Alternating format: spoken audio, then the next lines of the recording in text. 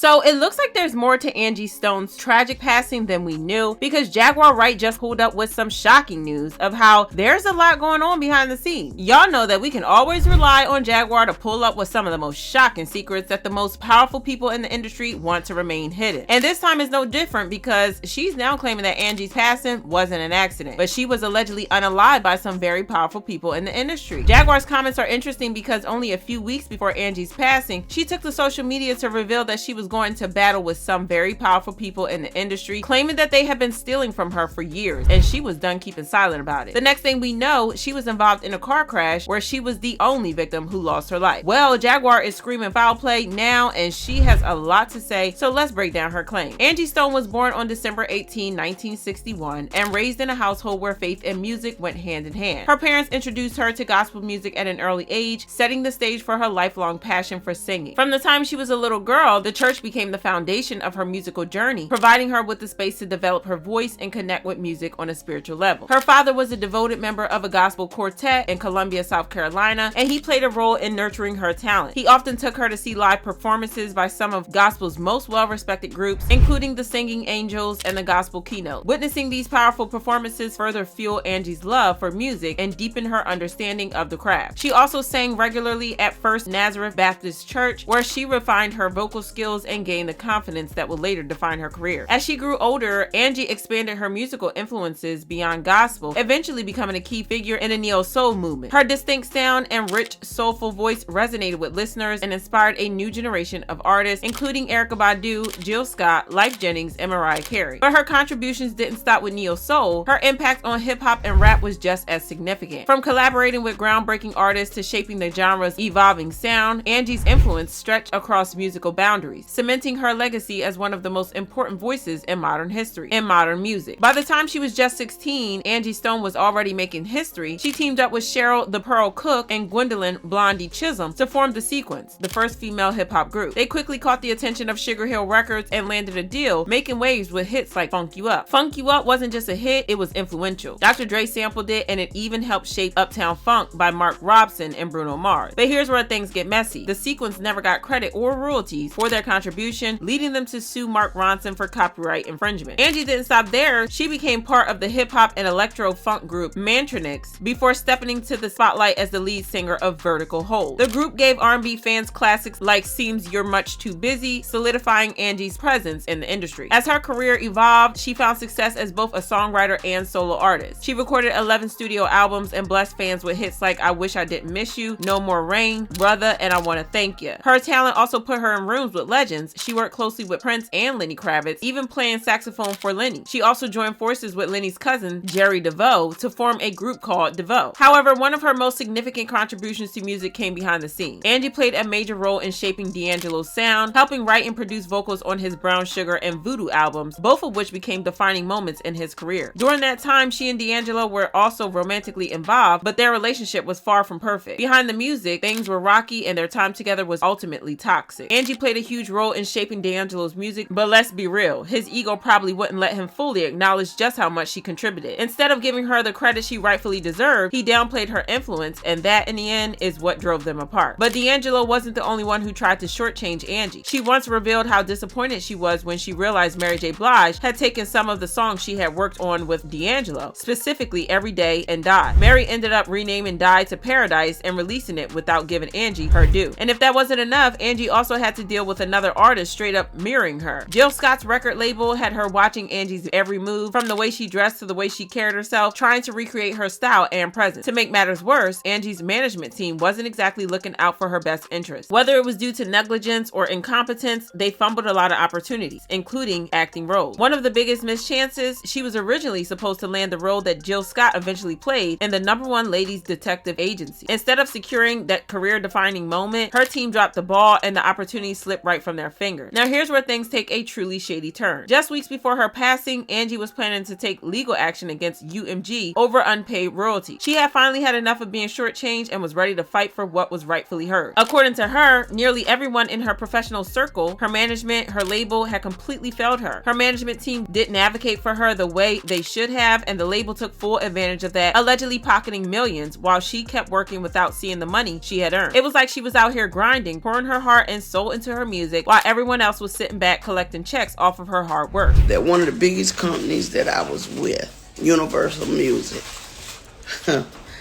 it's the second part of the ugly truth. We began to research things to check on my royalties and my statements and things that of that nature, only to find out a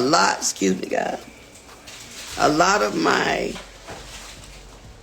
publishing, a lot of my royalties, my mechanicals, they have all pretty much been stolen.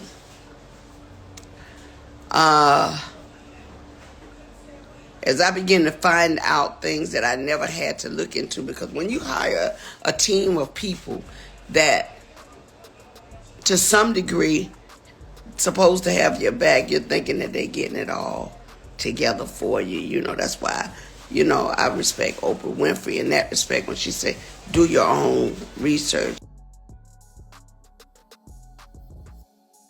Angie Stone, the celebrity, that I let a lot of important things slip through the cracks only because I didn't know any better.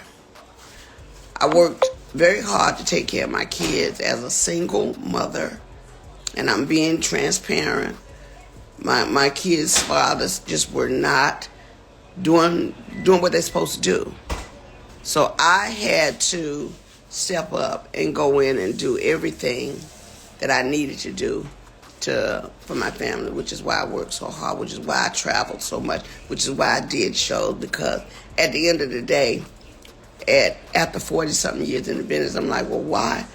Where are my royalties going? Because I'm not getting this. Come to find out, Universal Music has been receiving all my royalties, all my mechanicals. They've taken pretty much everything. They've stolen, I won't say stolen, but they have taken all the monies that were due to me. They have basically absorbed in that company. And even though there's several class action lawsuits, people that were working on my behalf never even registered the songs. All the songs that I've done, I'm only coming to find out they were not properly registered by the companies that I signed over to. People that were supposed to do their due diligence. So I am truly a walking testimony that God has carried me all this time. Because if you only knew how much money they have taken from me, how much they have stolen from me, monies that I'm supposed to be, I should have been able to retire 20 years ago with the money I've made, supposedly. But there are key people that have been driving the ships. And what they've been doing is improperly representing me, improperly stealing from me, taking things in their own hand, changing and switching lanes because they knew I didn't know that part. See, I'm not an attorney. I don't know everything. What I learned how to do was go out, work hard, get paid, come home, pay my bills, take care of my family. That part. The legal side, when you hire attorneys and managers and agents, they're supposed to make sure the gray area over there that they're in the driver's seat for, they're supposed to make sure you're taken care of. And even though they were taking care of themselves, they thought very little of taking care of me. And I know because I've seen it with my own eyes. So I'm just here to let you know, one way or the other, Universal Music, you're going to have to give up my coins. The fact that Angie was so vocal about calling out the people who wronged her has left fans with a lot of questions, especially about whether there could be any connection between her accident and those unpaid royalties. Because let's be real, it wouldn't be the first time an artist mysteriously met their demise after challenging the powers that be. The music industry has a long history of swallowing up artists who dare to fight back, and with Angie preparing to take legal action, some folks can't help but wonder if her situation was more than just an unfortunate accident. Now, people can't help but raise eyebrows over how devastating the accident was, yet somehow she was the only one who didn't make it. And to be clear, no one is out here wishing for more casualties, but the math just isn't mathing for some folks. There's even speculation that Angie may have already been gone before the crash happened, which only adds another layer of mystery to an already suspicious situation. According to Jaguar Wright, there is certainly a lot more going on than we know, because she is claiming that Angie was allegedly silenced because she was on the brink of exposing some powerful people. What do they want? What do you mean? They want their payment. They want their pound of flesh. They want you to keep feeding the system.